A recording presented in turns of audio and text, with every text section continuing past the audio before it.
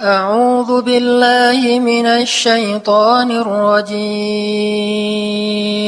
بسم الله الرحمن الرحيم وإذا سألك عبادي عني فإني قريب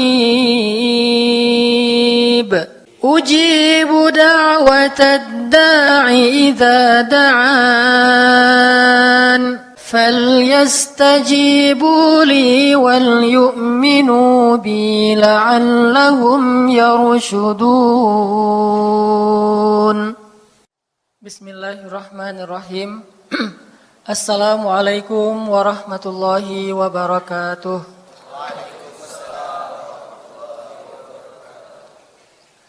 الحمد لله رب العالمين حمدا كثيرا طيبا مباركا فيه كما يحب ربنا ويرضى أشهد أن لا إله إلا الله وحده لا شريك له وأشهد أن محمدا عبده ورسوله اللهم صل وسلم وبارك على سيدنا وحبيبنا ومولانا محمد وعلى آله وصحبه أجمعين رب اشرح لي صدري ويسر لي أمري واحلل عقدة من لساني يفقهوا قولي Radina billahi rabba wa bi Muhammadin nabiyya wa bil islami dina.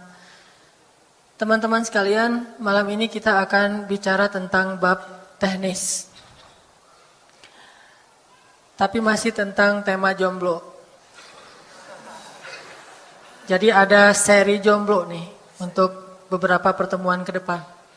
Kalau sebelum-sebelumnya saya ngomongin jomblo itu tentang motivasi, nyemangatin, memprovokasi, gimana caranya biar kita hijrah status dari sendiri menjadi berdua, dari berdua menjadi bertiga. Bertiga di sini artinya punya anak. Jangan suuzon ya. Dari bertiga mudah-mudahan jadi satu kesebelasan. Ini hijrah status. Kalau sebelum-sebelumnya saya ngebahas dari bahasa motivasi, maka pada malam ini insya Allah kita akan membahas dengan bahasa teknis. How to, gimana caranya mengubah status? Gimana caranya naik ke pelaminan? Tanpa modal. Kalau nggak berhasil tipsnya, uang kembali. Gimana caranya bisa nikah dalam waktu segera, tetapi benar-benar terjadi gitu. Jadi kita akan ngebahas secara teknis, how to, gimana cara mengupdate status, upgrade status, hijrah status dari jomblo fi sabilillah menjadi waja'alna lil muttaqina imama.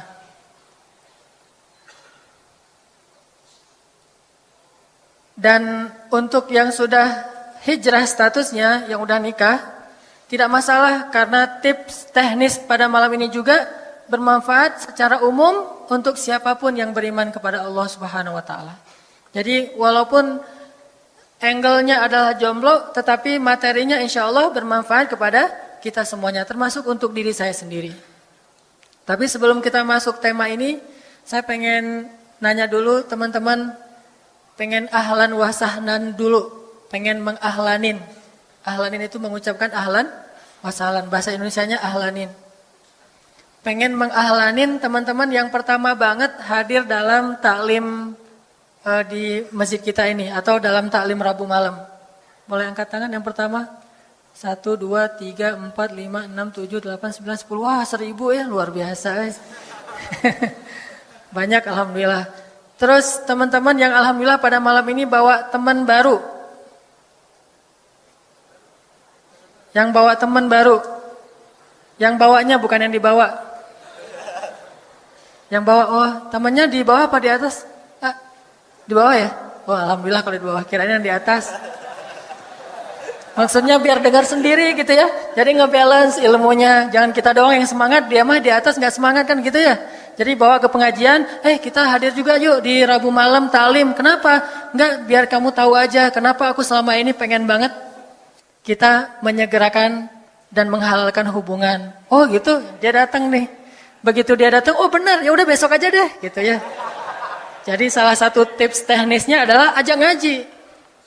Tapi bukan itu yang akan kita bahas. Tapi itu benar, penting banget. kalau pengen sefrekuensi, kita calon pasangan kita, calon mertua kita, ajak ngaji aja dulu. Nggak usah ujuk-ujuk datang ngelamar. Nih kayaknya nih kepedean nih. Datang ngapain dek? Enggak Pak, pengen silaturahim. Awalnya silaturahim. Udah gitu nanti Pak ada pengajian bagus, luar biasa tuh pengajian dan ramai anak-anak muda. Siapa tahu kapan-kapan Bapak kalau pengen ke sana biar saya anterin. Nah, di situ mulainya tuh.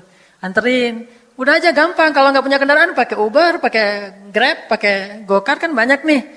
Kita yang nguberin sendiri. Wah, luar biasa nih ternyata dianggap kita mah punya kendaraan, ternyata nguber. Jadi udah punya teman sendiri kan banyak sekarang ya kalau yang driver Uber mah punya mobil. Kita pinjemin, bawa ke taklim TSM. Tapi nanti japri saya dulu. Ustadz, malam ini calon mertua saya datang. Nah, nanti saya akan kasih materi bagaimana Rasulullah kepada Ali. Jadi calling-callingan dulu deh. Saya akan kasih materi Rasulullah kepada Ali. Terus yang cerita Julaibib yang dulu. Gimana pemuka kaum itu menerima tawaran nikah dengan Julaibib karena Allah dan Rasul. Materi-materi tentang calon mertua yang soleh. Sehingga nanti pulang dari sini, dia nggak perlu di lama-lama nunggu, langsung aja. Jadi gimana cerita kapan kita langsungkan menghalalkan kamu dengan si Neng. Jadi kita belum ngomong apa-apa, dia udah nembak nodong gitu, kayak Said Al-Musayyib. Nanti saya akan cerita Said Al-Musayyib, Abdul Malik bin Marwan, cerita-cerita mertua-mertua soleh sepanjang sejarah Islam. Itu ada bab khusus, judulnya mertua-mertua soleh dalam sejarah Islam. Jadi ajak ngaji calon yang ceweknya juga gitu. Pas dia dengar makin semangat kan. Kalau perlu nge-repost yang di Instagram yang cium istri pulang sholat Jumat. Nah nge-repost atau nge-mention ke dia. Begitu dia dengar, wah jadi kabita kan ya. Pengen dicium pas pulang sholat Jumat. Jadi teknisnya salah satunya adalah ajak ngaji. Begitu udah satu frekuensi, sama-sama yakin kepada Allah, udah nggak mikirin lagi tentang gimana nanti kalau nggak siap, kalau nggak ada nafkah dan seterusnya, itu udah nggak jadi penghalang. Gimana kalau ternyata kan kakaknya belum nikah, masa dia duluan ngelangkahin kakak, kan kadang-kadang suka ada kayak pamali gitu kan ya, nggak jadi penghalang lagi, gara-gara udah ngaji. Jadi ajak ngaji. Kalau perlu tunjukin Instagram pemuda hijrah nih, taklimnya kayak gini, nanti dia akan ngepoin sendiri. Salah satu yang mungkin paling cukup bikin pi omongan, bahasa sosmednya apa pi omongan teh? Viral. Itu bahasa Sundanya pi omongan. Nah yang paling viral tuh jomblo fisabilillah, tunjukin ke calon mertua. Pak ini, wah kamu salah aliran ini kayaknya nih, aliran aneh. Kok ada jomblo fisabilillah, dengar dulu rekamannya atau streamingnya atau mungkin yang dari YouTube atau dari Instagram. Mudah-mudahan jadi sefrekuensi, memudahkan jalan kita ke pelaminan. Itu cara-cara kita ngelobi bumi. Tapi malam ini kita akan ngebahas teknis untuk bisa menghijrahkan status dengan melobi langit. Dengan doa. Kan katanya doa itu bisa mengubah takdir, benar? Benar nggak tuh? Allah yang mengubah takdir dengan doa. Jadi bukan doa mengubah takdir, tapi Allah mengubah takdir dengan doa. Dan takdir itu bisa dirubah-rubah. Suka-suka Allah dong. Orang Allah yang nulis takdir, yamhullahu ma yasha'u wa yuthbit, kata Allah. Allah bisa menghapus apa yang dia tulis dan bisa menetapkan. Jadi nggak usah pesimis, nggak usah putus asa dulu. Wah kayaknya memang takdirnya nggak bisa. Orang yang jahat kayak saya yang pernah punya masa lalu yang kelam nikah dengan akhwat yang hafizoh dari pesantren apa gitu. Kan kayaknya takdirnya enggak wal hafizin wal hafizat, gimana sih? Wal hafizin gimana sih ayatnya? Saya jadi lupa. Orang yang soleh, orang yang menjaga diri dengan orang yang menjaga diri, orang yang soleh dengan orang yang soleh. At-thayyibin lit-thayyibat, maaf. At-thayyibin lit-thayyibat. Orang yang baik ketemu orang yang baik. Tapi kan saya mah orangnya udah keburu nggak baik duluan. Sekarang lagi belajar jadi orang baik tapi belum baik-baik amat. Sedangkan dia mah udah terpelihara dari dulu. Kayaknya kita mah nggak sekufu, nggak selevel, beda dunia. Yang satu dunia putih, satu dunia hitam. Ini gimana nih nggak ketemu nih? Takdirnya mungkin kita emang nggak layak untuk dia. Tetapi dengan doa Allah Subhanahu Wa Taala berkuasa untuk mengganti takdir. Makanya malam ini kita akan belajar tentang bagaimana menggunakan jalur langit untuk bisa mendapatkan hajat kita. Baik menikah, dapat kerjaan, punya anak, dan keajaiban-keajaiban lain yang bisa kita dapatkan kalau kita tahu cara menggunakan jalur langit. Sebelum kita masuk materi itu, yuk kita tilawah bareng-bareng ayat yang standar lah tentang doa. Udah pada tahu kan? Silakan dibuka. Ayat apa? Surat Al-Baqarah ayat 186. Itu standar banget kalau bab doa. Surat Al-Baqarah ayat 186.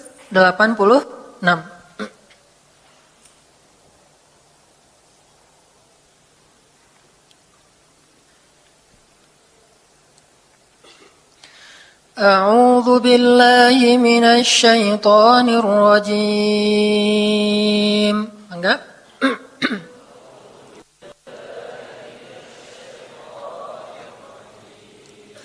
Bismillahirrahmanirrahim.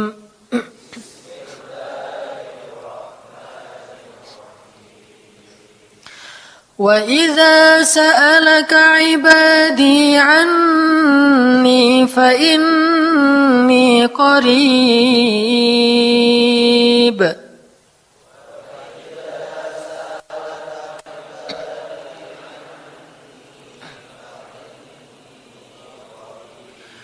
أُجِيبُ دَعْوَةَ الدَّاعِ إِذَا دَعَانِ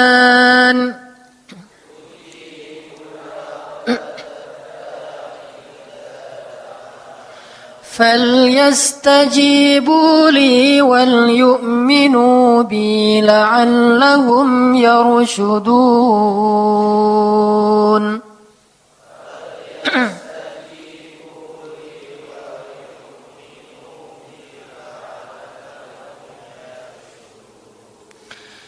Dan apabila hamba-hambaku bertanya kepadamu tentang aku, maka jawablah bahwasanya aku dekat.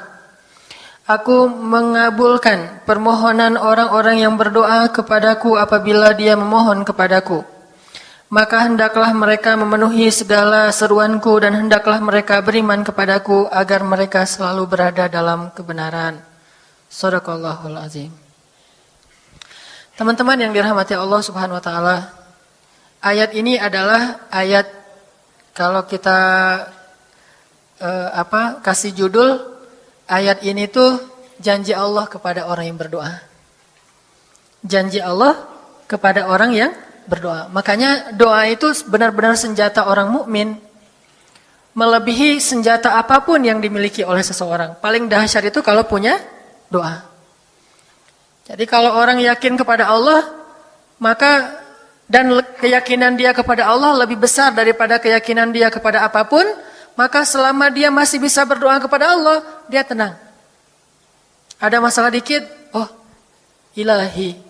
Ada masalah dikit, ilahi. Ada masalah dikit, Rabbi. Terus saja. Ada masalah sepele apapun, minta ke Allah. Ada masalah apapun, minta ke Allah. Dan kata Nabi, janganlah kalian menjadi lemah dalam berdoa. Karena sesungguhnya tidak akan binasa seseorang selama dia masih berdoa kepada Allah. Itu hadis Nabi dari Aisyah. Janganlah kalian menjadi lemah dalam berdoa. Artinya jadi pundung, jadi putus asa dalam berdoa. Karena tidak akan binasa seseorang selama dia masih berdoa kepada Allah Subhanahu wa ta'ala. Jadi kalau kita masih terus mengharap dan meminta kepada Allah, kita nggak akan binasa.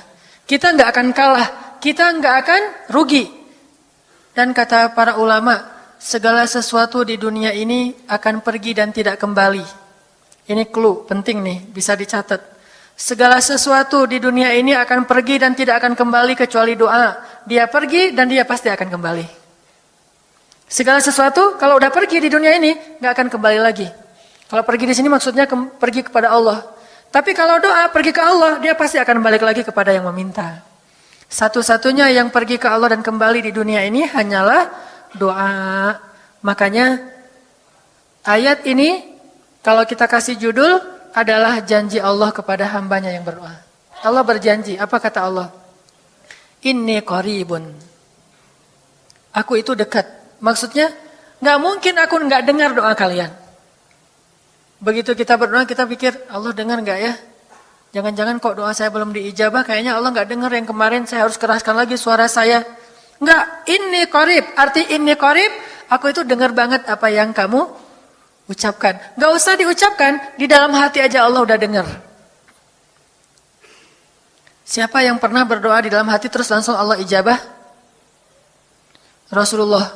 Coba teman-teman buka awal juz kedua. Ayat surat Al-Baqarah ayat 144. Itu gara-gara Nabi ada harapan di dalam hati tapi nggak berani ngomong gitu ke Allah. Cuma dipendam di dalam hati doang. Tapi langsung diijabah oleh Allah. Ayat surat Al-Baqarah ayat 144. Allah berfirman, "Qad nara taqalluba wajhika fis samaa, falanuwalliyannaka qiblatan tardaha, fawalli wajhaka shatral masjidil haram, wa haitsu ma kuntum fawallu wujuhakum shatrah." وَإِنَّ الَّذِينَ أُوتُوا الْكِتَابَ لَيَعْلَمُونَ أَنَّهُ الْحَقُّ مِنْ رَبِّهِمْ وَمَا اللَّهُ بِغَافِلٍ عَمَّا يَعْمَلُونَ. Jadi ceritanya, orang Yahudi suka menghina kaum muslimin gara-gara orang Islam kalau sholat waktu itu masih menghadap ke Al-Aqsa, Palestina. Jadi kata orang Yahudi itu, lihat orang Islam mah fake. Suka niru. Kita sholat menghadap Al-Aqsa, mereka sholat menghadap Al-Aqsa. Berarti agama mereka itu adalah agama yang meniru agama kita. Nggak original. Sering diperolok-olok. Setiap kaum muslimin sholat dihina sama mereka. Akhirnya Nabi ngerasa sedih. Wah, gimana ya caranya? Sehingga setiap sore Nabi berdiri di suatu bukit, kemudian lihat ke langit. Cuman gak ngomong, gini aja ke langit. Membatin, bayangin. Pernah gak teman-teman membatin ke Allah? Ini yang harus kita coba lakukan. Belajar membatin kepada Allah. Itu romantis banget. Jadi duduk sendiri. Allah, ngomong gitu dalam hati. Dan yakinlah ini qarib, Allah tuh dengerin. Jangan pikir saya kayak ngomong sendiri, kayak orang kurang waras. Enggak, Allah itu mendengar. Jadi kita batin aja sama Allah, ngomong dalam hati. Ya Allah, saya tuh lagi gini, ada masalah. Ngomong dalam hati kita. Please Allah, please gitu ya. Nah, itu kalau kita membatin, inni qaribun wa asirru qaulakum awijharu bih innahu alimun bidzatis sudur. Jadi Nabi nggak enak mau ngomong, ya Allah tolong dong pindahin kiblat dari Masjidil Aqsa ke Masjidil Haram. Soalnya daripada dikata-katain melulu sama orang Yahudi, mau ngomong kayak gitu tuh nggak enak sama Allah. Malu Rasul ke Allah. Masa kiblat aja minta dipindahin. Akhirnya Nabi cuma ngelihat ke langit aja tiap hari. Udah selesai pulang. Besok lihat lagi ke langit. Turunlah ayat ini. Sesungguhnya kami telah melihat bagaimana kamu selalu menengadahkan wajahmu ke langit. Maka kami palingkan kiblat ke arah yang kamu sukai. Coba lihat. Turun wahyu untuk merespon doa Nabi yang bahkan belum diverbalkan. Belum diucapkan dengan kata-kata tapi Allah udah ngerespon. Gimana caranya biar kita bisa kayak gitu? Lihat seorang cewek cantik, kayaknya kerudungnya solehah gitu ya. Kuliahnya di UIN misalnya. Atau di pesantren mana gitu. Ternyata pas kita tanya-tanya ke teman-teman kita, oh dia tuh lagi belajar Al-Quran di masjid. Sekarang lagi hijrah banget.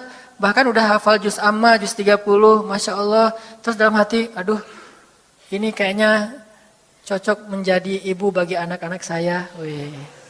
Tapi dalam hati kan gak berani ngomong nih. Tiba-tiba dapat berita, dia masih jomblo juga loh, belum ada apa-apa, nggak ada ikatan sama siapa-siapa. Oh gitu, membatin lagi, ya Allah, bisa nggak ya saya datang ke rumah dia? Tiba-tiba kita ngelewat, ketemu dia lagi benerin motor, lagi parkir motor depan rumah dia. Si Neng itu ternyata rumahnya di sini, ternyata tetangga. Ada aja jalan tuh Allah mempertemukan. Allah tahu isi hati kita. Bisa nggak caranya sespontan itu? Gampang. Pengen sesuatu, Allah kasih, padahal kita belum minta.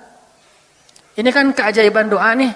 Cuman kita seringnya ngerasa udah minta berkali-kali kok nggak dikasih-kasih. Kita belajar sekarang. Rasul nggak usah minta pakai verbal, cuman membatin doang dalam hati, Allah udah ngasih. Pernah nggak teman-teman ngerasa kayak gitu? Ada kepengen sesuatu, tiba-tiba terwujud. Pernah kan? Tapi kepengennya yang baik-baik. Pengen misalnya, aduh, saya pengen banget umroh, cuman mau ngomong kayak gitu mah, saya mah orangnya kayaknya nggak mungkin bisa umroh kalau ngandalin harta. Orangnya nggak mampu, kerjanya juga pas-pasan, gimana mau umroh untuk makan aja susah. Tapi pengen banget dalam hati kita. Dan itu rindunya tuh rindu banget. Setiap kali ngelihat video atau tayangan di TV tentang umroh dan haji, menitikkan air mata. Saking kangennya ke Baitullah. Allah tahu itu dalam hati kita. Tiba-tiba ada jalan. Ada aja jalannya. Dan bisa dikasih sedekah, bisa juga hadiah, bisa juga door prize, bisa juga macam-macam. Pokoknya ada jalan aja, tiba-tiba bisa umroh. Dan saya sering banget membawa orang umroh. Di antara jamaah itu selalu ada 1 atau 2 orang yang umrohnya itu miracle, keajaiban dari Allah. Ketika saya cari tahu alasannya apa, ternyata emang dia dari dulu pengen banget umroh. Cuman nggak bisa ngandelin hartanya, Allah kasih jalan yang lain. Bukankah Allah itu memampukan yang diundang, bukan mengundang yang mampu? Kan itu yang sering kita dengar kan? Allah tidak mengundang yang mampu, tetapi memampukan yang diundang. Kalau udah Allah undang, pasti mampu. Kalau Allah nggak ngundang, walaupun dia mampu nggak akan bisa. Jadi Allah bukan mengundang yang mampu, tetapi memampukan yang diundang. Sehingga kita kalau hati kita kayaknya pantas diundang, Allah undang tuh. Begitu juga dalam urusan rezeki. Aduh, saya pengen kerjaan yang kerjaannya itu lebih halal, lebih nyaman, bisa sholat berjamaah tepat waktu, ada waktu juga buat keluarga, bisa juga berdakwah ke teman-teman. Akhirnya membatin kita itu karena kuat banget, Allah wujudkan. Ini artinya Allah qaribun, Allah maha dekat. Sehingga kalau kita pengen doa kita itu powerful, belajar dari as-siqah billah. Tips pertama adalah as-siqah billah. Percaya deh sama Allah. Percaya sama Allah. Jangan berdoa dengan ragu-ragu. Kayak kita datang kepada seseorang untuk minjem duit, tapi kita ragu. Dia nih kayaknya orangnya susah kalau dipinjemin. Kalau minta dipinjemin gitu. Ini saya lagi ada masalah dikit nih. Boleh minta bantu nggak? Apa? Gimana ya ngomongnya? Susah ngomongnya tuh ragu-ragu gitu kan ya. Akhirnya kita ngomongnya tuh nggak enak, nggak nyaman, membuat dia juga ngasih ke kita juga ragu-ragu. Akhirnya nggak nyaman tuh hubungan kita sama dia. Tapi kalau kita yakin banget sama dia orangnya baik, kalaupun dia nggak ngasih dengan cara yang kita minta, kita yakin bahwa dia tuh pasti akan nolong kita.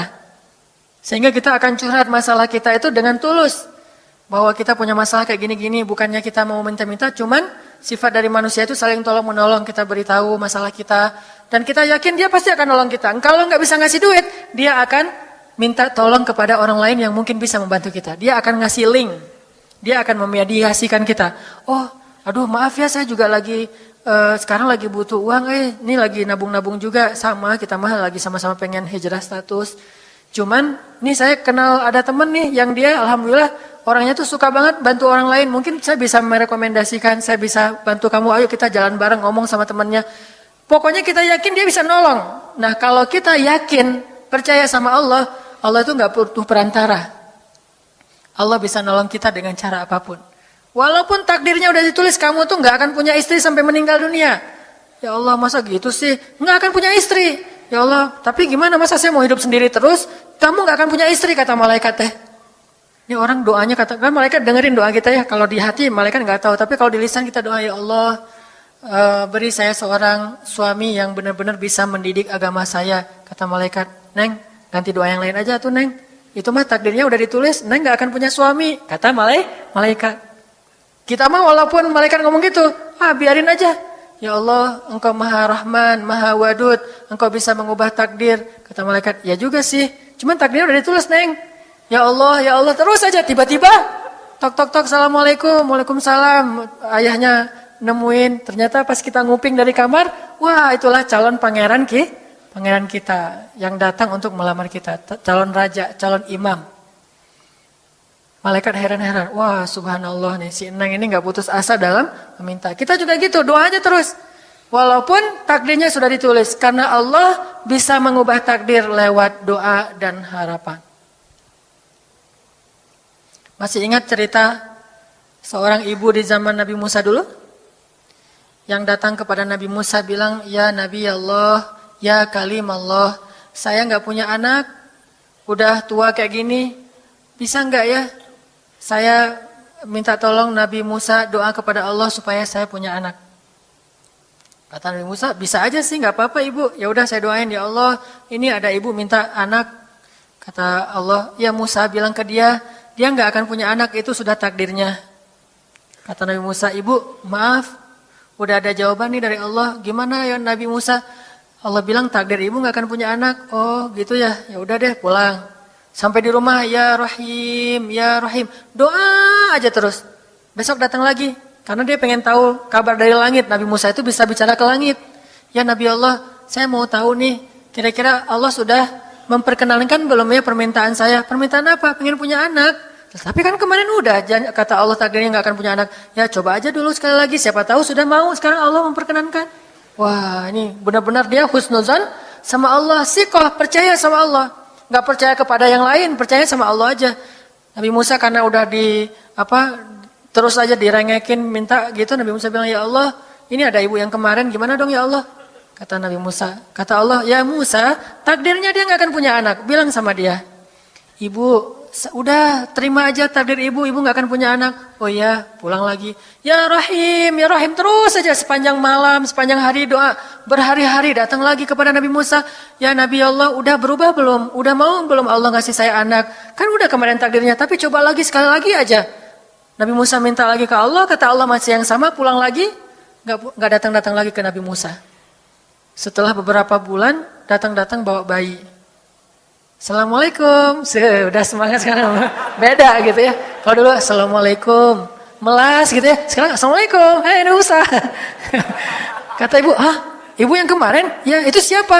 Anak saya. Anak ibu, anak kandung maksudnya, bukan nyuri. Nggak, anak kandung saya ini Nabi Musa. Wah, Nabi Musa nggak wah sih, subhanallah kalau Nabi Musa. Kalau saya mah wah gitu ya. Kalau Nabi Musa, Masya Allah. Nabi Musa tanya ke Allah, ya Allah, itu ibu yang kemarin katanya takdir nggak akan punya anak, kok bisa punya anak? Ceritanya gimana Allah? Ceritain dong, saya kok nggak update gitu informasinya. Kata Nabi Musa. Allah ngasih update. Kata Allah, Musa, setiap kali aku bilang dia nggak akan punya anak, dia terus berdoa dengan menyebut Ya Rahim, Ya Rahim. Allah itu kan senang banget dipuji dan Allah lebih berhak untuk dipuji.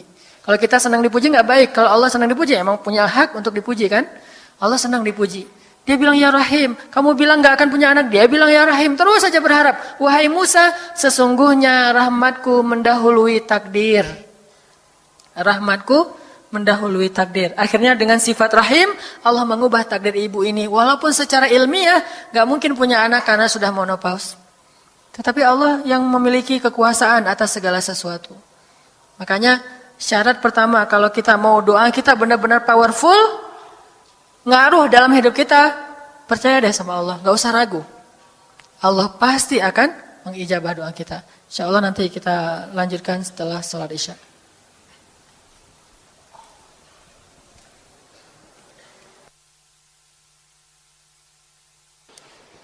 Bismillahirrahmanirrahim. Teman-teman yang dirahmati Allah, tadi kita sampai membahas tentang tips pertama kalau kita ingin doa kita powerful. Supaya bisa saking powerfulnya bisa mengubah takdir dengan seizin Allah. Bisa memberikan kepada kita keajaiban-keajaiban dalam hidup. Sehingga dengan kita yakin kepada doa yang seperti ini, insya Allah kita jadi orang yang insya Allah selalu percaya diri. Karena kita yakin kepada Allah. Tidak pesimis, apalagi berputus asa, apalagi sampai menjadi orang-orang yang berburuk sangka kepada hidupnya sendiri.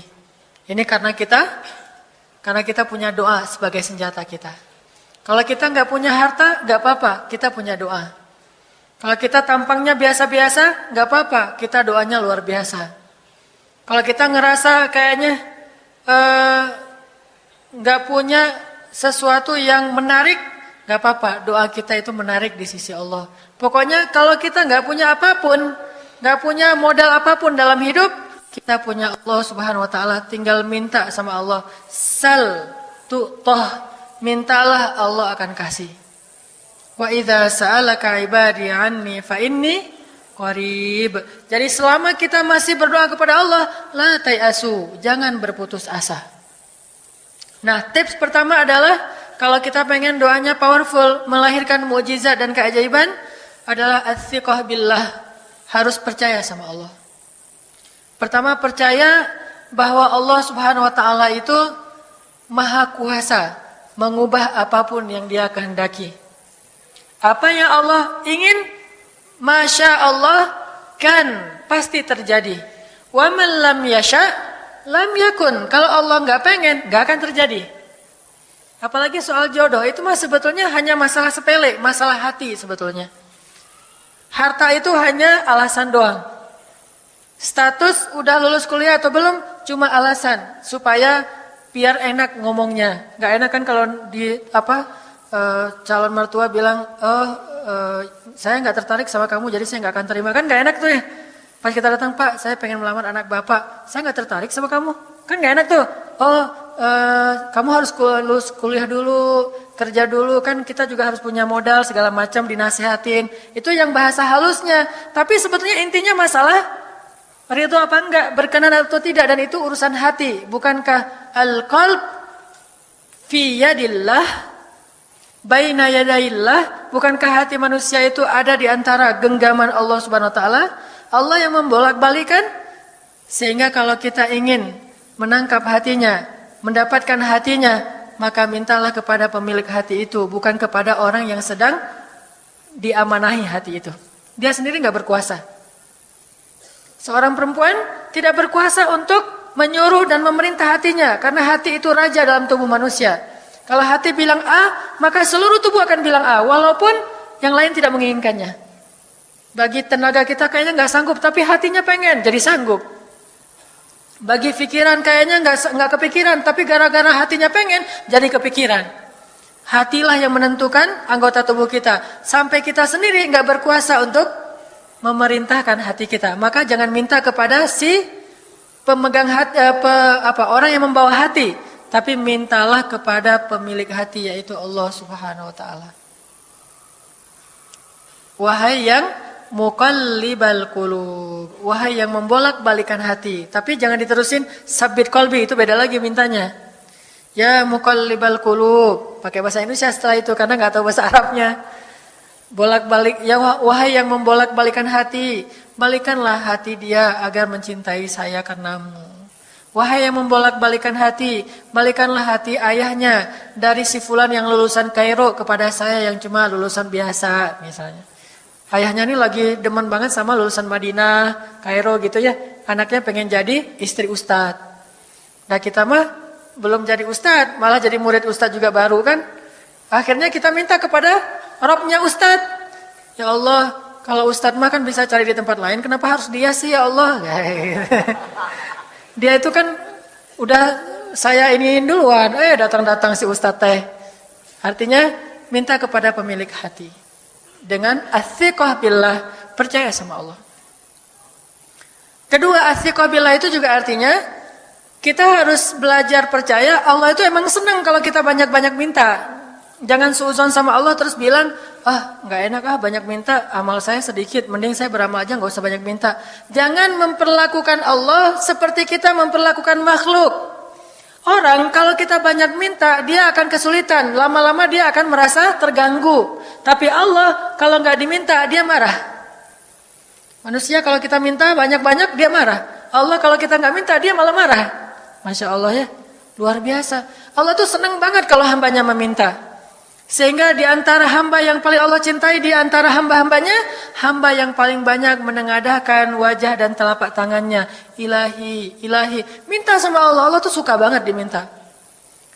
Orang yang suka meminta itu bahasa Arabnya awahun. Bahasa Sundanya eweh. Gak nyambung ya. Mungkin awah itu dulu kali kata awah, cuma salah terjemah. Awah kan artinya malah enggak kan? Ini awah, awah, sama matnya tuh harus 2 harokat. Inna Ibrahim la awahun halim.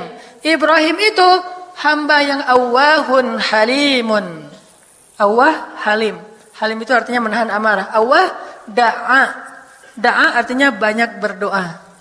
Kalau da' itu berdoa. Kalau da'a, senang banget doa. Ada masalah dikit, ilahi, Rabbi, ngadu aja ke Allah, manja gitu. Dan Allah tuh senang banget dengan hamba yang kayak gitu. Sehingga sampai Nabi mengatakan, mintalah kepada Allah walaupun cuman garam. Garam aja minta ke Allah. Sepele banget masalah kita. Ya Allah, mudah-mudahan nanti nggak macet ya. Minta sama Allah. Kok macet ya Allah? Ya biar kita sabar. Udah tahu jam macet berangkatnya telat gitu ya. Jangan salahin Allah. Tapi minta bilang, biasakan kita tuh komunikasi sama Allah dengan manja. Ya Allah, mudah-mudahan saya bisa jawab ujiannya. Udah belajar sih ya Allah, cuma nggak tahu kan semuanya di tanganmu. Minta ke Allah. Bismillahirrahmanirrahim. Makan ya Allah, ini rezeki darimu. Makasih ya, makan. Kalau bahasa lainnya makasih, alhamdulillah. Alhamdulillahilladzi at'amani hadza wa razaqanihi min ghairi haulin minni wala quwwah. Hafal tuh? Kalau nggak hafal, udah aja bismillah lah. Alhamdulillah gitu. Bismillah ya Allah, Masya Allah ini rezeki darimu. Udah selesai makan, udah sendawa gitu. Alhamdulillah, Allah baik banget. Ngomong sama Allah, sering-sering komunikasi sama Allah. Dan Allah itu, wa huwa ma'akum aina ma kuntum. Dia bersama kalian dimanapun kalian berada. Bersama ya, bukan ada. Kalau ada itu beda. Allah di mana-mana itu beda. Tapi Allah bersama kalian itu artinya Allah melihat, Allah mendengar, Allah menyaksikan, Allah mencatat, Allah maha menilai bersama kita. Kalau ada, dia bertempat. Sehingga nanti kalau ada anak bilang, "Mah, Allah di mana?" Allah ada di mana-mana, Dek. Tadi dia malah karena cerdas, kalau gitu di WC juga ada, kan nggak boleh kan? Ini jawaban yang keliru, kurang filsafat. Allah itu bukan ada di mana-mana. Allah bersama kita dimanapun kita berada. Itu beda. Kalau bersama, ma'iyah artinya Allah melihat, menyaksikan, mendengar, menghargai, dan terus memelihara dimanapun. Sehingga nggak usah khawatir bahwa ini mah nggak di masjid, nggak apa-apa. Selama bukan di tempat yang najis, seperti di kamar mandi atau di mana yang tempat-tempat yang nggak boleh, kita itu mah nggak. Tapi yang di tempat yang umum, di pasar, di jalan, lagi di kendaraan, di dalam masjid, di luar masjid, Allah, ilahi, Rabbi. Kalau perlu lebih manja lagi, pakai irama dikit. Allah, gitu. Wah, kayak orang manggil temennya gitu. Atau kita miss call Allah dulu. Ya Allah, udah nggak ngomong apa-apa. Itu miss call. Miss call Allah. Ngapain miss call? Caper, kangen sama Allah. Allah, gitu lagi. Itu zikir kan? Allah, kata Allah, ada apa hambaku? Allah lagi, terus saja Allah. Di miss call berkali-kali, pas Allah buka, wah 100 miss call. Allah 100 kali zikir. Udah 100 kali miss call, Allah yang telepon balik. Ada apa hambaku? Wah, ditelepon sama Allah. Lewat kejadian-kejadian hidup, tiba-tiba ada kejutan dari Allah. Langsung bilang sama Allah, thanks Allah. Kan romantis itu sama Allah. Jangan cuma sama cewek doang bilang thanks, segala macam bahasa-bahasa yang keren. Sama Allah juga harus keren. Tapi setelah thanks, alhamdulillah, karena itu yang paling baik. Intinya harus percaya sama Allah. Allah tuh senang banget didoain. Kita berdoa kepadanya gitu. Allah tuh senang. Terus makna percaya sama Allah juga, kita percaya bahwa Allah itu nggak akan ngecewain orang yang berdoa. Ujibu da'watad da'i idza da'an. Aku pasti mengijabah doa hamba-hamba yang berdoa kepadaku. Enggak usah khawatir, pasti diijabah. Tapi kok masih belum aja Ustaz? Nah, kita harus belajar apa itu makna diijabah. Jangan-jangan Allah udah mengijabah, kita nggak ngerti. Kayak ada analogi tentang orang yang tenggelam, terus dia meninggal sambil menuduh Allah, Allah kok nggak nolong saya? Bukankah aku sudah mengirim pelampung? Jadi pelampung itu cara Allah menolong kita. Kita berharap ditolongnya tiba-tiba selamat aja di pantai. Nggak kayak gitu. Allah punya cara. Sehingga kita harus belajar memahami maksud Allah. Allah maksudnya apa?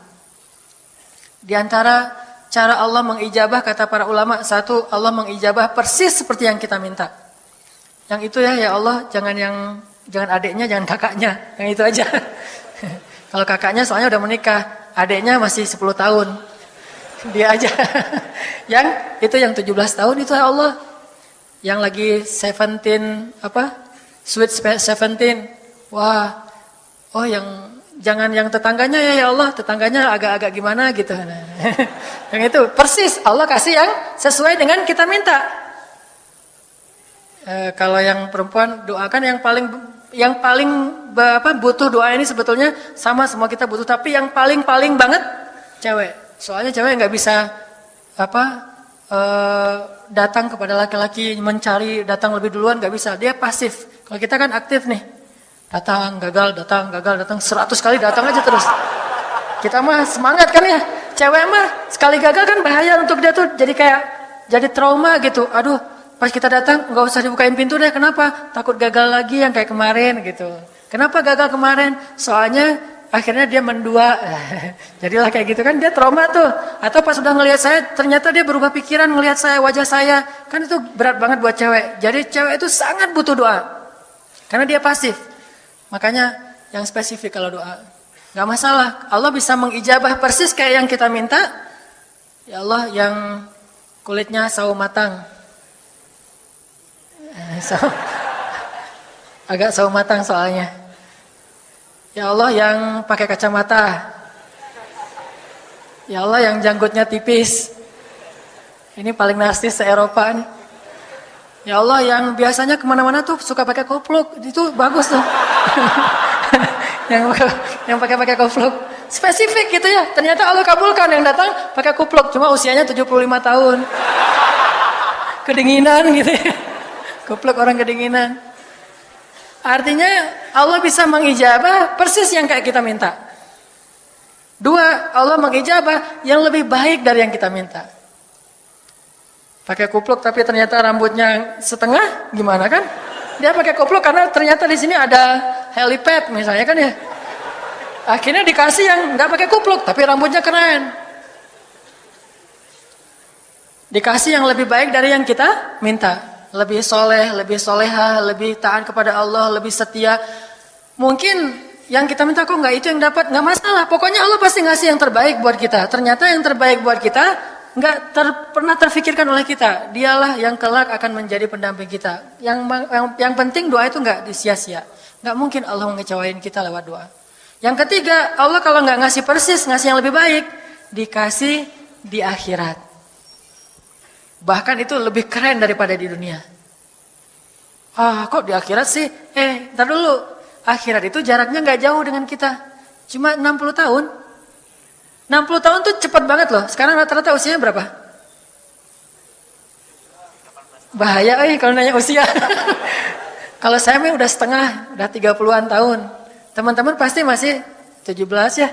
Angkat tangan yang 17. Nggak ada. Di bawah 20 tahun, di bawah 20 tahun. Yang di atas 40. Gue nggak berani angkat tangan, ada sih. Artinya waktu 60 tahun itu nggak lama, sebentar doang. Jadi analoginya gini, kita lagi kuliah, pengen nikah. Terus kita naksir sama seorang cewek cantik banget. Dan saking cantiknya sampai kita cuma bisa bermimpi. Wah, saking cantiknya kayaknya nggak mungkin banget buat kita. Tiba-tiba ayahnya bilang, "Dek, kamu senang sama anak saya?" "Yang mana Pak?" Masih nanya yang mana, takutnya yang tadi kebalik. Ini yang lagi kuliah yang namanya si Fulanah misalnya. Sebutlah namanya Nisa apa gitu ya. Terus dia bilang, "Boleh Bapak setuju kamu nikah sama anak saya. Tapi ditunda dulu sampai kamu lulus kuliah." Kita seneng gak tuh? Sampai lulus kuliah, gak apa-apa. Masa kita bilang, "Gak mau Pak kalau lulus kuliah, mending gak usah deh. Saya mau yang sekarang." Pasti gak gitu kan? Karena kita tahu ini cantik banget, keren banget, soleha banget, idola banyak cowok-cowok di kampus, dikasih buat kita. Syaratnya cuma satu, tunggu lulus kuliah 4 tahun lagi. Pasti kita akan sabar banget menanti itu. Gak mungkin kita bilang, "Pak, Bapak kalau nawar yang serius dong. 4 tahun mah lama tuh Pak." Marah-marah gitu. Itu ke Allah tuh gitu. Kalau Allah bilang tenang aja, kalau nggak dikabulkan di dunia, dikabulkan di akhirat. Sok di akhirat boleh milih malah coba. Ini ya ada hadisnya ya. Maaf yang di atas, ini hadis bukan kata saya. Kata Nabi, seseorang yang mampu menahan amarahnya ketika dia marah, maka nanti di padang mahsyar, di akhirat, Allah akan memilihkan untuk dia istri bagi yang dia ridhoi. Jadi dikasih misalnya 100 orang bidadari, kita tinggal pilih. Datang satu persatu, melihat, oh enggak yang ini deh. Ini. Sampai 100, enggak dapat ya Allah, ada yang lain enggak gitu. Saking idealisnya. Cantik-cantik semua sih Allah, cuman ada satu lagi yang saya berharap ada pada Allah. Maha tahu kan, pengennya kita dikasihlah yang terbaik.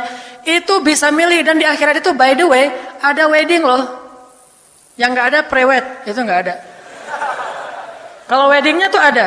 Jelas hadis tentang bagaimana Allah menikahkan hamba-hambanya di dalam surga. Dan by the way lagi nih, by the way busway, di akhirat itu kita akan punya anak, punya keluarga, punya keturunan. Cuman maaf untuk akhwat nggak perlu hamil. Begitu pengen punya anak, punya anak. Jadi nggak nunggu 9 bulan, wahnan ala wahnin, bersusah payah, nggak ada tuh. Pengen punya anak, langsung punya anak. Pengen punya berapa? 100 ya Allah, 100 langsung dijajar. Saya mah nggak usah banyak-banyak, 1 ke 11-an aja ya Allah, 11 langsung. Ada striker, ada wing, ada langsung punya anak. Akhirat itu semua yang kita harapkan yang baik-baik itu Allah sediakan. Dan hadis tadi salah satunya adalah hadis keutamaan orang yang halim, orang yang mampu menahan amarah. Begitu juga perempuan. Ada seorang perempuan paling mulia di muka bumi tapi dia jomblo sampai meninggal. Siapa dia, akhwat? Maryam. Apakah di akhirat Maryam tetap sendiri? Tidak. Di akhirat Allah akan berikan suami terbaik untuk Maryam. Allahu alam. Walaupun ada hadis, dan hadis ini agak dhaif, cuman bisa jadi inspirasi. Maryam akan menjadi salah satu di antara istri Nabi SAW. Tapi Allah alam, yang jelas nggak ada di surga itu jomblo. Itu udah nggak ada. Ditulis di pintu surga, jomblo dilarang masuk. Syarat masuk surga itu punya pasangan. Kalau nggak punya pasangan di dunia, Allah kasih itu pasangan di akhirat. Dikasih sama Allah. Tenang aja, tinggal pilih.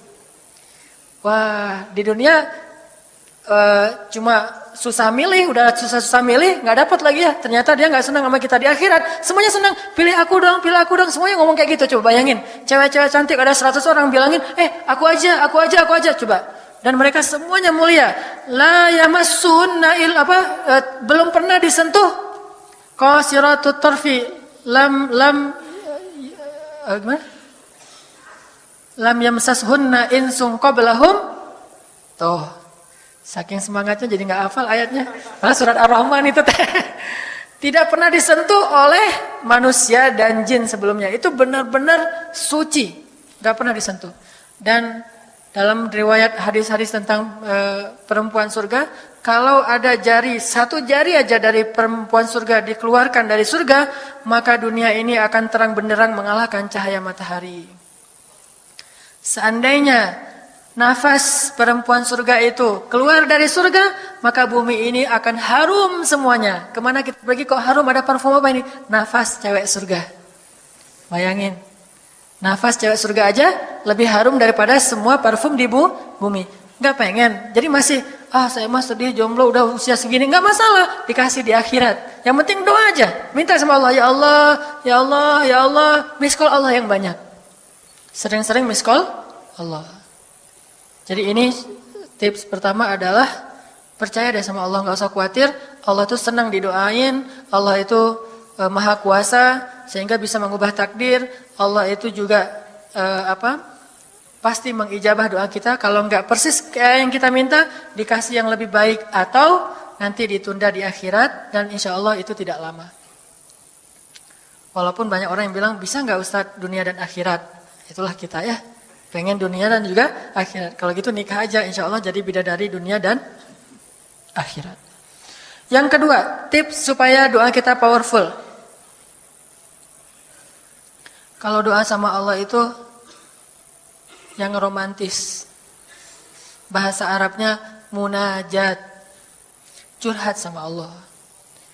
Dan doa itu ibadah, bukan sekedar permintaan, bukan cuma request, tapi ibadah. Jadi kalau orang rajin doa sama Allah itu akrab sama Allah. Dan kalau akrab jadi romantis sama Allah, enak gitu. Hubungannya dengan Allah tuh adem banget, nyaman banget. Pas dia berdoa, Ilahi, gini ngomong. Kayak Nabi Zakaria yang tadi di surat Maryam, pas sholat rakaat kedua, apa kata Zakaria? Ini bentuk curhatnya Zakaria. Qala rabbi inni wahana العظم مني واشتعل الرأس شيبا ولم أكن بدعائك رب شقيا. Nabi Zakaria doa romantis, suaranya pelan. Wadhkur fil dzikru rahmati rabbika 'abdahu Zakaria idz nada rabbahu nidaan khafiyya. Nidaan khafiyya. Zakaria itu kalau doa tuh lirih banget suaranya. Lembut banget. Jadi duduk sendiri, Ilahi ya Allah. Bersenandung seperti Nabi Daud. Romantis sama Allah, bukan ya Allah, itu mah doa khusus untuk perang itu mah. Doain Palestina, doain Suriah itu harus tegas. Kayak Nabi kalau berdoa itu dengan menelunjuk. Kadang Nabi mengangkat tangan, kadang Nabi mengangkat kedua tangan sampai tinggi, kadang Nabi nggak mengangkat tangan, kadang Nabi memakai telunjuk. Semuanya itu sunnah. Dan kita saling debat masalah, oh nggak boleh angkat tangan. Kadang Nabi mengangkat tangan, kadang Nabi tidak mengangkat tangan, kadang Nabi malah menunjuk gini. Kalau urusannya bab perang, biasanya gini. Ya Allah, bukan nyuruh Allah ya. Beda kesannya nunjuk Arab dengan nunjuk Indonesia. Kalau Arab, ngapain lo nunjuk gue? Kan gitu ya. Kalau Allah mah nggak kayak gitu. Allah pakai bahasa Arab, jadi pakai filsafat Arab. Nunjuk itu maknanya sangat berharap dan tegas gitu. Jadi kita doa pelan, ya ilahi. Inni wahanal azmu minni washta'ala ar-ra'su shayba wa lam akun bidu'aika rabbi syaqiyya. Ya Allah, tulang saya sudah lemah, rambut saya sudah beruban semuanya, tidak ada satu helai pun yang hitam. Tapi saya belum pernah berputus asa dari berdoa kepadamu ya Allah. Ini namanya curhat.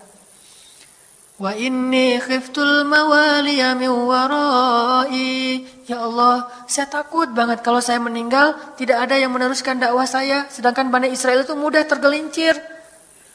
Fahabli min ladunka waliya. Ya Allah, beri saya seorang anak, walaupun istri saya sudah mandul, tapi saya terus berharap kepadamu ya Allah. Ya Allah, please gitu.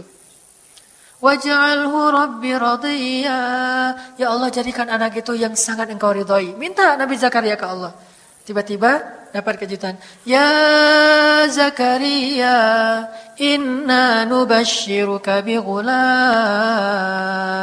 Wahai Zakaria, bergembiralah, kamu akan punya seorang anak laki-laki. Itu hasil curhat ke Allah. Langsung Allah kasih nama. Ismuhu Yahya lam naj'al lahu min qablu samiyya. Namanya Yahya, kata Allah. Jangan cari lagi di Google. Udah ada namanya tuh, nggak perlu lagi nyari di googling gitu nama yang bagus apa gitu kan ya. Lagi serius-serius. Ismuhu Yahya, itu sebaik-baik nama, namanya datang dari langit. Ismuhu Yahya lam naj'al lahu min qablu samiyya. Belum pernah ada anak sesoleh dia di muka bumi. Wah, ini first nih, anak paling soleh. Terus kata Allah, wahananan, anaknya lemah lembut, wa zakatan, anaknya suci, wa taqiyya, anaknya bertakwa, namanya Hanan At-Taqi. Itu mah doa ya, bukan GR. Karena saya juga belum bertakwa. Hanya Allah yang tahu siapa yang paling bertakwa. Terus apalagi sifatnya? Wa barram biwalidayhi. Anaknya sangat berbakti kepada orang tua. Allah kasih spesifikasi anak yang Allah pengen ngasih ke Zakaria. Itu luar biasa sifat-sifatnya. Wa barram biwalidayhi. Gak pernah nyakitin orang tua. Walam yakun jabbaran asiyya. Gak pernah berlaku kasar, tidak pernah bermaksiat, gak pernah berdosa tuh Yahya. Wassalam, Allah menjaga dia. Wassalamun alaihi yauma wulida. Allah jaga dia ketika dia lahir. Wa yauma yamutu, ketika dia wafat. Wa yauma yub'atsu hayya, ketika dia dibangkitkan. Wah, ini dijamin dunia akhirat sama Allah. Hasil munajat. Allah kasih kejutan yang paling istimewa. Makanya bermunajatlah kepada Allah.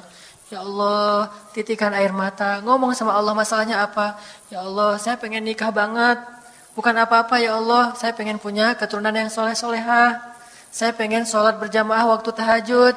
Saya pengen diimami oleh seorang imam yang baik bacaannya, yang soleh. Saya pengen mendidik anak saya berdua dengan pasangan saya. Saya pengen, yang baik-baik sebutin. Pengennya kita, hajat kita itu apa? Cuman ya Allah, saya kurang modal. Ngomong Allah kayak gitu. Gak apa-apa pakai gaya-gaya kita sendiri. Gaya Sunda, gaya apa, bebas lah. Ya Allah kurang modal banget, gimana nih ya Allah. Tapi kan engkau maha kaya ya Allah. Bilang gitu. Dan Allah akan mengatakan, lihat hambaku memujiku. Kan kayak kita bilang, Alhamdulillahi Rabbil Alamin. Allah bilang, hambaku memujiku. Ar-Rahmanir-Rahim. Hambaku mengagungkanku. Maliki Yaumiddin. Hambaku gimana sih hadisnya tuh? Kan gitu kan ya. Allah merespon setiap ucapan hambanya. Jadi kita bilang, tapi kan engkau maha kaya ya Allah. Oh iya benar. Cuman saya belum juga nemu siapa calonnya ya Allah. Nah, tapi kan engkau maha tahu ya Allah. Oh iya. Nanti Allah tiba-tiba dalam mimpi disebutin gitu. Wah, jelas spesifikasinya, wajahnya kayak gini, senyum-senyum ke kita di dalam mimpi gitu ya. Terus kasih kartu nama. Pas kita bangun ternyata kartu namanya ada di tangan kita. Cie, kayak di film. Bisa gitu. Tiba-tiba ke-save di HP kita ada nama yang saya perasaan gak pernah nge-save nomor ini deh. Malaikat yang nge-save. Itu semuanya mukjizat dari Allah. Gak usah khawatir. Allah punya cara. Tadi mah walaupun herai, tapi sebetulnya pesannya adalah Allah itu punya banyak cara untuk menolong hambanya. Tidak usah kita atur gimana caranya.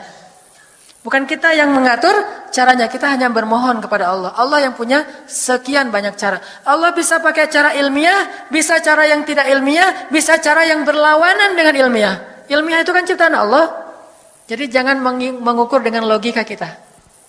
Tapi mengikhtiar dengan logika kita harus. Kalau ikhtiar harus ilmiah. Tapi kalau iman gak perlu ilmiah. Sakit, ikhtiarnya ke dokter. Tapi yakinnya gak boleh yakin sama dokter. Ikhtiarnya seilmiah mungkin. Tapi imannya gak boleh ilmiah, Rabbaniyah. Allah berkuasa dengan ilmiah, tanpa ilmiah, bertentangan dengan ilmiah. Allah bisa menciptakan seseorang dari ayah dan ibunya, bisa tanpa ayah tapi punya ibu doang seperti Isa. Atau bisa gak punya ayah, gak punya ibu seperti Adam. Allah bisa menciptakan onta dari induknya, bisa keluar dari batu seperti untanya Nabi Soleh. Allah maha kuasa, makhluk tidak kuasa. Minta sama Allah dengan harapan-harapan yang indah, munajat. Ini sekarang coba kita dengar bagaimana munajatnya Nabi ketika pulang dari Taif. Nabi itu kan sedih banget pulang dari Taif. Luar biasa dihinanya oleh orang-orang Taif. Di antara penghinaan orang Taif yang masih terekam oleh sejarah itu, orang Taif mencemooh Nabi dengan mengatakan, emangnya benar kamu itu, emangnya benar Allah mengangkat kamu jadi Nabi? Itu penghinaan. Dihina gitu. Muhammad, beneran gitu Allah mengangkat kamu jadi Nabi? Kayak gak ada orang lain? Kata orang Taif.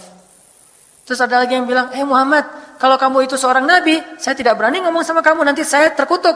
Tapi kalau kamu bukan Nabi, pendusta, ngapain juga saya ngomong sama kamu? Jadi mending gak usah ngomong aja, daripada ngomong dengan pendusta. Intinya dia gak mau ngomong sama Nabi, tapi meracau. Dia bilang, kalau kamu Nabi, kalau saya berdebat kamu, saya akan dikutuk. Kalau kamu bukan Nabi, berarti kamu pendusta. Ngapain juga saya berdebat sama kamu, menghina. Ada yang bilang, hei Muhammad, pergi kamu, jangan dekat-dekat dengan kampung kami. Disuruh anak kecil mengusir Nabi, bayangin. Bagi orang semulia Rasulullah diusir oleh anak kecil, dikejar-kejar pakai batu kerikil dilemparin, itu luar biasa, berat banget perasaan beliau. Sama anak kecil, sama perempuan, sama budak-budak. Yang laki-lakinya tuh hanya bersorak di belakang. Perempuannya bagi orang Arab dihina oleh perempuan, itu luar biasa penghinaannya. Makanya di Mesir, pengalaman saya ketika di Mesir, orang Mesir itu paling takut sama cewek. Di pasar kalau ada ibu-ibu yang belanja, Mang bungkusin yang ini, dibungkusin. Nggak jadi deh, yang itu aja. Ya, bungkus lagi. Kayaknya nggak jadi yang itu aja. Sampai 3 kali si emangnya nggak boleh marah. Kenapa? Cewek. Itu di Mesir tuh. Kalau di kita, wah udah habis itu. Gak usah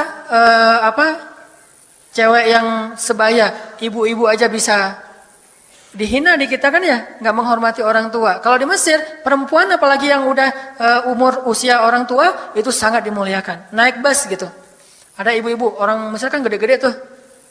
Naik bus, dia naik bus aja, naik damri gitu susah. Akhirnya barang-barangnya pada diambil sama orang-orang di dalam, dia naik sendiri. Bismillah, Masya Allah, gitu-gitu orang Mesir teh kalau lagi naik damri. Pas sudah di atas, semua orang berdiri mempersilahkan dia pilih tempat duduk yang mana. Itu budaya yang mungkin di Singapura juga pas saya ke Singapura kayak gitu. Tapi kok di Indonesia agak-agak jarang nih. Sering ada laki-laki muda duduk di halte atau di mana tempat-tempat umum. Sementara di sebelahnya ada ibu-ibu yang gendong anaknya. Tapi nggak ada tempat duduk. Di mana rasa malu dan rasa penghargaan terhadap perempuan. Makanya kalau sampai seorang ribut dengan perempuan di tempat umum. Itu di Mesir aib banget. Jadi kalau kita ramai sama seorang cewek atau seorang ibu-ibu di tempat umum. Pasti orang-orang Mesir akan marahin kita. Nggak marahin dia. Walaupun dia yang salah. Ya am, aib kata orang Mesir. Hei, aib jangan kayak gitu, aib jangan kayak gitu. Tapi kalau kita berantemnya sesama laki-laki, dia akan bilang sallu ala nabi, selawatlah kepada nabi. Kayak gitu cara mendamaikan pertengkaran di Mesir. Dan menurut survei kecil-kecilan saya, orang Mesir itu paling sering bertengkar di bus kalau lagi bulan puasa. Lapar soalnya. Itu sering banget, asal bulan puasa ramai di bus. Wah, orang Mesir kan suaranya kencang ya, kayak singa gitu. Wah, ramai di jam 2 orang. Akhirnya yang lain bilang, sallu ala nabi. Langsung, sallallahu alaihi wasallam. Lagi. Tapi dia sempat salawat dulu. Kalau kita kan, apaan sih? Nggak ada hubungannya juga, nggak nyambung, keles gitu. Kalau di Mesir mereka paham. Kalau dibilang nabi, langsung mereka menghargai sallallahu alaihi wasallam. Terus marah lagi. Ya Amir, sallu ala nabi, sallallahu alaihi wasallam. Lagi. Kadang-kadang saking marahnya, sallu ala nabinya sambil marah-marah. Sallallahu alaihi wasallam saya bilang juga. Jadi sampai ada yang bertengkar 2 orang disikapin dengan bijak. Orang Mesir kalau marah tuh suka bilang keledai. Ya Ahmar, wahai keledai gitu. Terus yang orang bijak ini kayaknya educated dosen gitu kayaknya. Dia bilang, emangnya ada keledai selain engkau di sini? Terus dia bilang, nggak ada. Ada. Apapun jawabannya salah. Namanya ada keledai selain kamu di sini. Kalau dia bilang nggak ada, berarti emang kamu sendiri. Kalau dia bilang ada, berarti kamu juga keledai. Cerdas ya, luar biasa nih di Mesir. Saya dapat banyak luar biasa pengalaman. Intinya apa? Perempuan yang mengusir Nabi di Taif, perempuan, anak-anak, budak. Coba, gimana perasaan Nabi? Itu benar-benar nelangsa banget, sedih banget. Begitu turun dari Taif, Nabi SAW kemudian istirahat, habis dikejar-kejar dari pagi sampai sore di kebun kurma. Nabi lagi istirahat, terus Nabi berdoa. Nih doanya saya bacain ya. Wahai Robku, kepada engkaulah aku adukan kelemahan tenagaku dan kekurangan daya upayaku. Wahai Robku, engkaulah yang maha rahim, engkaulah pelindung orang-orang yang lemah. Engkaulah penciptaku. Kepada engkau aku berserah diri ya Allah. Kepada musuh, kepada siapa engkau akan menyerahkanku ya Allah? Kepada musuh yang akan mencelakaiku, atau kepada keluarga yang akan membantu urusanku. Tapi apapun itu, tidak ada keberatan bagiku, asal engkau tidak marah kepadaku. Mau diserahin ke musuh, gak apa-apa ya Allah. Mau diserahin kepada keluarga juga nggak apa-apa. Yang penting kau nggak marah ya Allah. Ini bahasa Nabi. Terus Nabi bilang, sedangkan kasih sayangmu maha luas bagiku. Aku berlindung dengan cahaya wajahmu yang mulia, yang menyinari langit dan menerangi segala yang gelap. Dan atasnya lah teratur segala urusan dunia dan akhirat. Dari engkau menimpakan atas diriku kemarahanmu. Aku berlindung dari kemarahanmu ya Allah. Dari juga azab-azabmu, kepada engkaulah aku adukan perihalku, sehingga engkau ridho, tiada daya dan upaya, melainkan dengan kekuasaanmu ya Allah. Tapi ini kalau kita baca dengan versi Arabnya lebih romantis lagi. Versi terjemah memang agak kaku. Kalau kita tahu bahasa Arabnya, ya Allah, tidak masalah aku diperlakukan kayak gini. Tidak masalah aku diusir, aku dihina, aku disakiti, aku dilempari, aku dikejar-kejar. Yang penting engkau tidak marah kepadaku. Coba, gimana Nabi itu cinta sama Allah. Mendengar doa Nabi yang romantis banget sambil menitikan air mata, tubuhnya banyak bekas luka lemparan batu, bajunya itu kotor. Malaikat itu sampai nggak tega, sampai Jibril turun. Wahai Muhammad, kata Jibril. Ya Rasulullah, wahai kekasih Allah, kata Jibril. Allah maha mengetahui apa yang telah terjadi pada dirimu terhadap orang-orang ini. Allah telah memerintahkan malaikat gunung untuk mentaati perintahmu ya Rasulullah. Kata malaikat, jadi kayak ada seorang anak yang nangis sedih, tiba-tiba datang ayahnya ngelus-ngelus gitu, menenangkan dia. Ya Rasulullah, Allah udah memerintahkan malaikat gunung kok, jadi menghibur gitu. Jangan sedih ya Rasul, jangan sedih, nggak apa-apa. Itu malaikat gunung udah siap tuh, apapun yang kamu perintahkan. Langsung malaikat gunung siap-siap gitu. Terus kata malaikat gunung, ya Rasulullah, wahai kekasih Allah, perintahkan saja kepada kami apapun. Jika engkau mau, kami akan timpakan 2 gunung ini kepada penduduk Taif, sehingga mereka mati terhimpit oleh gunung-gunung yang kami timpakan. Perintahkan ya Rasulullah, perintahkan. Kata Rasulullah, tidak wahai para malaikat. Kalaupun mereka tidak beriman hari ini, aku berharap kepada Allah, anak cucu mereka kelak akan beriman. Nabi nggak sakit hati kepada orang Taif. Dan Nabi juga tidak marah kepada Allah ketika beliau diperlakukan oleh hamba-hamba Allah kayak gitu. Tetapi yang penting Allah jangan marah sama saya ya, kalau bahasa kita mah. Ya Allah maaf ya saya jadi kayak gini nih. Tapi Allah nggak marah kan? Gitu banget tuh sama Allah coba. Dia udah habis-habisan, kemudian belum berhasil dakwahnya, masih takut sama Allah. Kayak kita ngedakwahin teman kita, terus kita dicela sama teman kita, dimusuhi oleh teman kita nggak marah sama dia, nggak marah sama Allah. Nggak bilang, Allah itu sih susah ya dakwah. Nggak ngomong kayak gitu. Ya Allah maaf ya dia belum menerima dakwah saya. Ini pasti karena saya nggak benar nih nyampainya. Ya Allah jangan marah ya sama saya. Besok saya coba lagi gitu sama Allah. Terus ke orangnya nggak marah karena mungkin dia fa'innahum la ya'lamun. Mereka tidak mengerti. Besok akan dicoba lagi, didakwahin lagi, diajak lagi. Terus aja kayak gitu. Ini munajat Nabi kepada Allah SWT. Sehingga gara-gara munajat itu malaikat turun. Sama kayak munajat curhatnya Nabi Yunus. La ilaha illa anta subhanaka inni kuntu minadh zalimin. Subhanallah. Nabi Yunus tuh bermunajat di dalam perut ikan, lirih banget, suaranya tuh pelan banget. Tapi suara yang pelan itu menggetarkan arasy Allah Subhanahu wa taala. Kita udah teriak-teriak pakai mic, enggak ada yang bergetar. Hatinya pun tidak bergetar. Cie. Kita udah puisi panjang lebar, ngarang puisi semalaman gak tidur mikirin puisi gitu ya. Udah dikirim sama dia, biasa aja dia paling cuma nge-like doang. Gak ada komen, gak ada apa-apa kita posting gitu ya. Padahal tuh mikirnya, konsepnya tuh lama. Nabi Yunus kalimatnya sederhana, tetapi dari hati banget. Benar-benar curhat. Ya Allah, tidak ada ilah selain engkau. Aku ini udah zalim terhadap diriku sendiri. Ya Allah maafin saya, maafin saya. Subhanallah, subhanallah. Engkau maha suci, saya ini kotor. Engkau maha suci, saya ini kotor. Terus saja sampai suara Nabi Yunus di dalam perut ikan, di dalam laut yang dalam itu, menggetarkan arasy Allah di langit ketujuh. Tiba-tiba malaikat arasy bertanya, suara siapa ini ya Allah? Begitu indah, begitu lembut, meminta ampun kepadamu ya Allah. Kata Allah, itu suara hambaku Yunus. Apa yang dia minta ya Allah? Dia minta ampun kepadaku. Ya Allah please ampunin dia ya Allah please. Kata malaikat-malaikatnya. Semua malaikat meminta ampun untuk Yunus alaihissalam. Sehingga kemudian Allah mengatakan, ya sudah aku ampuni dia. Tiba-tiba Nabi Yunus diselamatkan.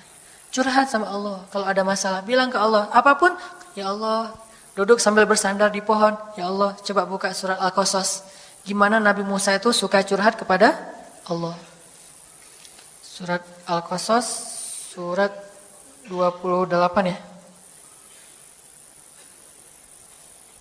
Ayat nih ya. Ayat 16 coba. Ketika Nabi Musa enggak sengaja bunuh orang Kipti, Egyptian. Rabbi, inni zalamtu nafsi, faghfirli ya Rabbi. Ya Rabbi, saya tuh udah zalim, maafin saya ya Allah, ampuni saya. Ada masalah dikit, ngomong ke Allah. Habis ada kesalahan, ngomong ke Allah. Terus dia bilang lagi, Rabbi ayat 17, bima an'amta alayya falan akuna zahiran lil mujrimin. Ya Allah, janganlah engkau jadikan aku termasuk orang-orang yang berdurhaka atau berbuat dosa. Udah. Terus ada masalah lagi. Nabi Musa diusir dari Mesir, dikejar-kejar sama tentara Firaun di ayat 21. Apa kata Musa? Rabbi, najjini minal qaumiz zalimin. Ya Rabbi, selamatkan saya dari orang-orang yang zalim. Ngomong lagi ke Allah. Udah Nabi Musa pergi sekarang. Kemana perginya? Dari Mesir ke Yordania, Madian kalau bahasa dulu. Pergi tuh. Begitu pergi ke Madian, bilang lagi ke ayat 22. Asa Rabbi ayyahdiyani sawa asabil. Mudah-mudahan Allah kasih saya jalan ya. Ya Allah, tunjukin dong saya jalan harus kemana nih. Saya nggak tahu harus kemana larinya. Allah tunjukin. Jalan sampai ke Madian. Begitu udah selesai adegan menolong 2 orang perempuan yang sedang memberi minuman ternak. Nabi Musa capek kan? udah seharian jalan, kemudian kurang makanan, sendiri, nggak jelas negeri yang beliau tuju. Akhirnya beliau bersandar di sebuah pohon di ayat 24. Terus beliau mengatakan, Rabbi, inni lima anzalta ilayya min khairin faqir. Ya Allah, saya butuh banget kebaikan darimu ya Allah. Saya sekarang lapar, saya haus, saya nggak punya tempat tinggal. Saya sangat butuh kepada kebaikan darimu. Bilang ke Allah, tiba-tiba habis doa kayak gitu, datanglah cewek itu dengan malu-malu kan. Ayat berikutnya, ternyata cewek itu adalah bakal jadi istri Musa. Jadi kalau ada apa-apa bilang ke Allah. Gak sengaja ngelihat Instagram, oh ada yang cantik, Rabbi, yang ini nih, yang saya gak sengaja gitu. Tapi jangan dikepoin ya, dan jangan terlalu lama ngelihatnya, sekilas saja. Atau minimal kalau nggak yang ini, yang kayak gini ya Allah, ya Allah, gitu. Ngomong nanti ketika selesai sholat. Makanya banyak-banyak doa sama Allah. Dan yang romantis, yang lembut, banyak-banyak berzikir. Jadi sebelum doa itu tasbih dulu. Tasbihnya dengan bahasa yang kita nyaman. Subhanallah, subhanallah boleh. Atau dinyanyikan juga nggak masalah dengan suara yang baik. Bukankah Nabi menyuruh kita menghiasi Al-Quran itu dengan suara kita? Dan diantara isi Al-Quran adalah zikir. Kita bisa bilang Subhanallah, Subhanallah, Subhanallah. Coba kayak gitu malam hari sendiri. Pasti orang yang lewat dekat rumah kita bakalan lari gitu ya, dikirain ada salah. Malam hari zikir di kos-kosan gitu, pada teman-teman pada kabur semuanya. Dikirain ada yang gentayangan. Subhanallah, Subhanallah, Subhanallah. Jadi kalau teman-teman bersiullah dengan zikrullah. Daripada kita bersiul dengan lagu-lagu yang misalnya hanya irama biasa kan ya. Saya udah gak hafal ya lagu-lagu terbaru. Yang dulu-dulu mah yang saya tahu paling kau hancurkan hatiku, hancurkan. Ya. Nah gitu aja bersiulnya di mobil. Kau hancurkan hatiku. Mending kita Subhanallah, Subhanallah, Subhanallah, Subhanallah, Subhanallah, Subhanallah. Biasain aja bersiul dengan nama Allah. Itu namanya miskolin Allah. Sehingga nanti Allah akan melihat, wah ada hambaku nih menyebut-nyebut nama aku kan di miskol tuh, caper dulu. Udah gitu baru ya Allah, baru minta sama Allah. Jadi, kalau kita mau munajat, mau romantis, mau curhat sama Allah, sebut nama Allah, agungkan kebesaran Allah, berselawat kepada kekasih Allah, yaitu Rasulullah Sallallahu Alaihi Sayyidina Muhammad. Mau pakai Sayyidina mangga, enggak pakai Sayyidina mangga. Yang penting jangan ribut bab Sayyidinanya. Mau doa aja, enggak ada tuh Sayyidina, rame kan? Gak ada berdoa, ada jadi debat kan ya? Komen, udah aja nggak masalah. Mau pakai Sayyidina, mangga nggak pakai Sayyidina juga nggak masalah. Tergantung mazhab. Ada yang nyaman harus pakai Sayyidina karena saya cinta sama Rasulullah. Ada yang nyaman saya justru karena cinta sama Rasulullah nggak mau nambah-nambah kayak gimana Nabi mengucapkan aja, mangga. Yang penting salawat. Allahumma sholli ala Muhammad. Allahumma sholli ala Sayyidina Muhammad. Baru minta, ya Allah saya lagi ada masalah. Gini nih ya Allah. Sebutin, curhat sama Allah. Dengan demikian doa kita akan diijabah insya Allah. Tapi ini baru berapa nih? Baru 2 ya. Ada beberapa tips untuk doa yang powerful. Insya Allah ini akan kita lanjutkan pada pertemuan yang akan datang. Gak usah terburu-buru, yang penting bisa diamalkan. Mulai sekarang cobalah gunakan jalur langit untuk menghijrahkan status kita. Terutama buat yang cewek-cewek. Karena yang cewek gak bisa seaktif laki-laki, maka kalian harus lebih banyak mengandalkan Allah Subhanahu Wa Taala yang menggenggam hati seseorang dan memberikan jalan bagi kita sampai di pintu rumah kita. Mari kita tutup dengan sama-sama berdoa kepada Allah. Dan seperti yang saya sebutkan tadi, diawali dengan istighfar, kemudian kita berzikir kepada Allah, baru berdoa. Astaghfirullahaladzim, astaghfirullahaladzim, astaghfirullahaladzim, astaghfirullahaladzim, astaghfirullahaladzim, astaghfirullahaladzim,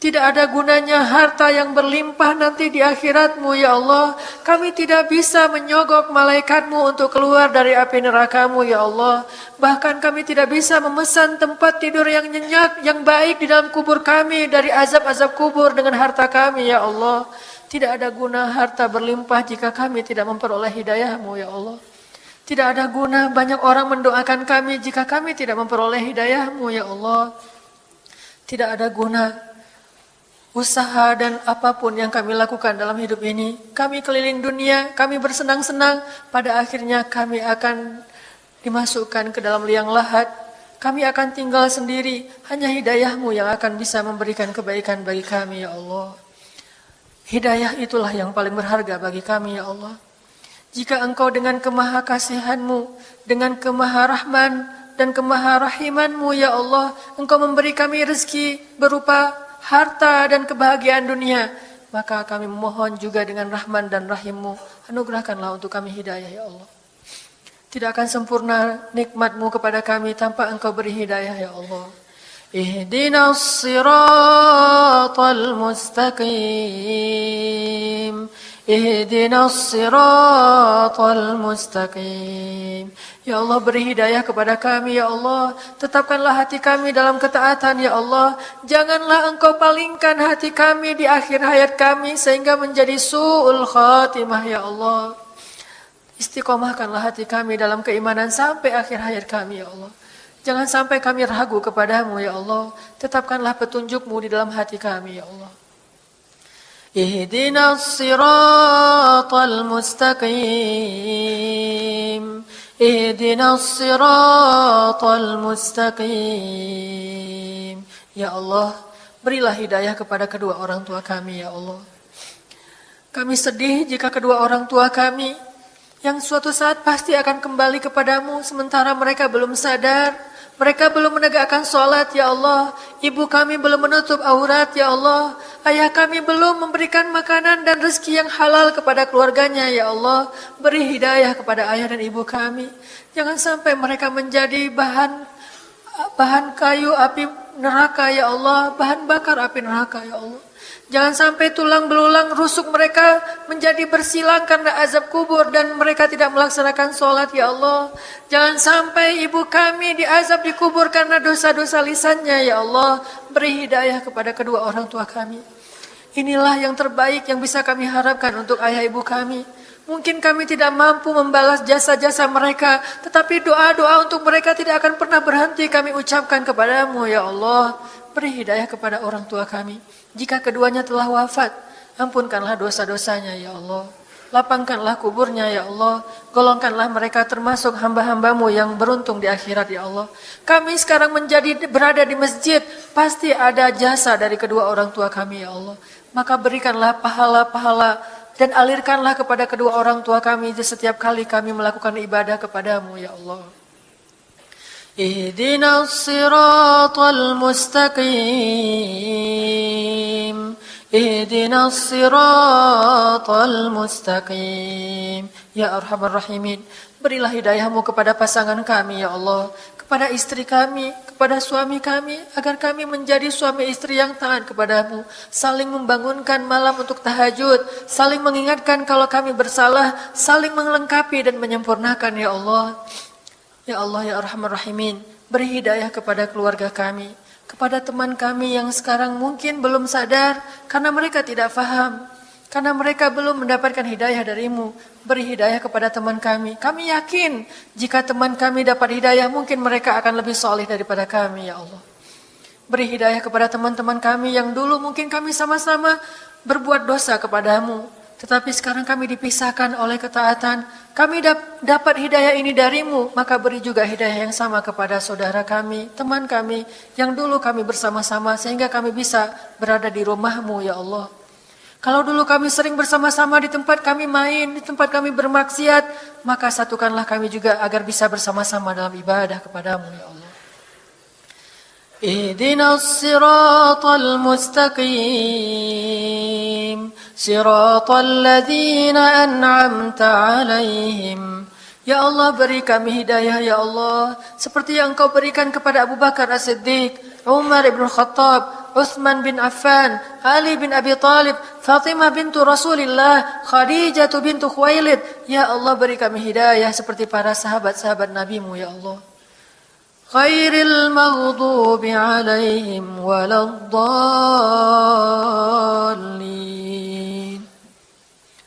Janganlah Engkau golongkan kami termasuk orang-orang yang Engkau murkai karena mereka tahu kebenaran tetapi tidak mengamalkannya.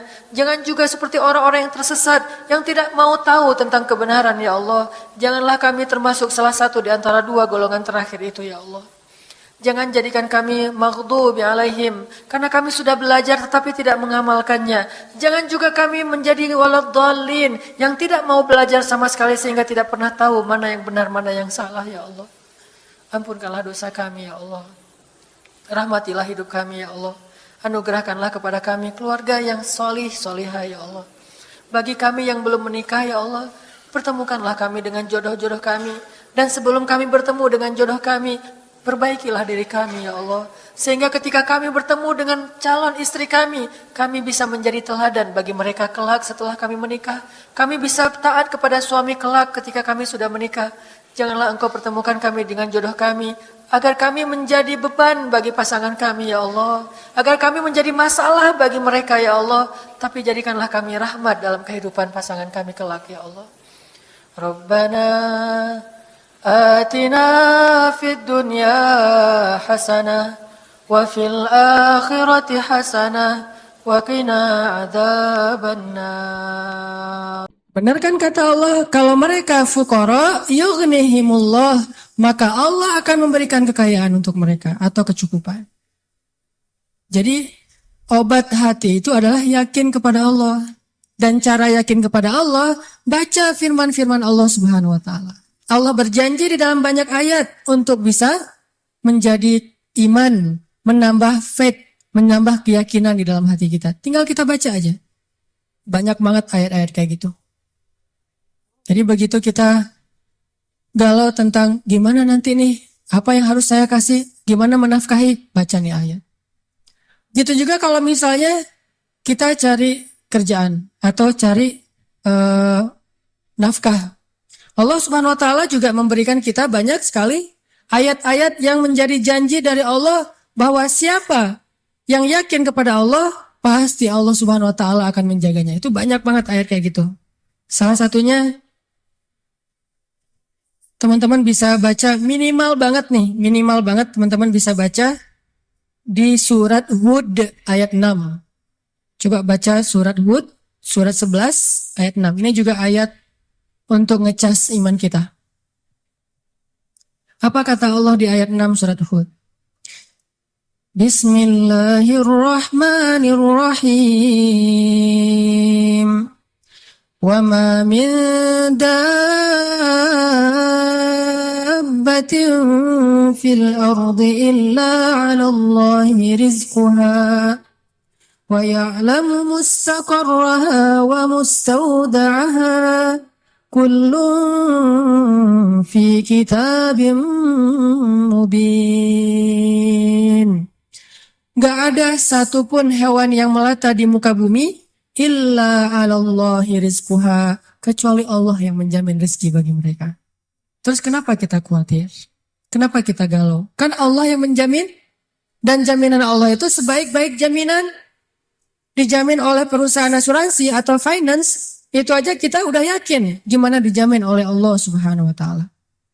Kayak ada orang yang ngambil asuransi kesehatan, dia nggak khawatir dengan sakit. Ada orang yang mengambil asuransi kendaraan, dia nggak khawatir kelecet atau terjadi kecelakaan, dirampok atau dicuri kendaraannya. Ada yang total loss only misalnya atau all risk. Dia nggak khawatir. Kenapa? Ada yang menjamin.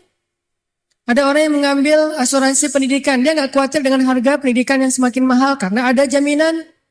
Kalau kita masih sering ragu dan sering khawatir dengan hidup kita, berarti kita nggak yakin dengan jaminan Allah Subhanahu wa taala. Makin kita yakin dengan jaminan Allah, makin hilang rasa khawatir dalam hidup kita. Tenang ajalah, ada Allah. Ketika kita ada masalah sedikit, kita tinggal klaim. Dan mengklaim asuransi Allah itu lebih gampang daripada ngeklaim asuransi manusia. Ngeklaim asuransi manusia tetap aja ada biayanya. Tapi ngeklaim kepada Allah itu nggak ada biayanya, nggak perlu pakai nomor antri, nggak perlu jauh-jauh keluar dari rumah. Kita tinggal mengangkat kedua tangan kita mengatakan Ilahi, Robbi, saya ada masalah nih. Tetapi Engkau Maha Besar. Dan setelah itu hati kita akan langsung tenang. Ini teman-teman, di antara obat terhadap semua penyakit hati itu adalah belajar yakin kepada Allah Subhanahu wa taala.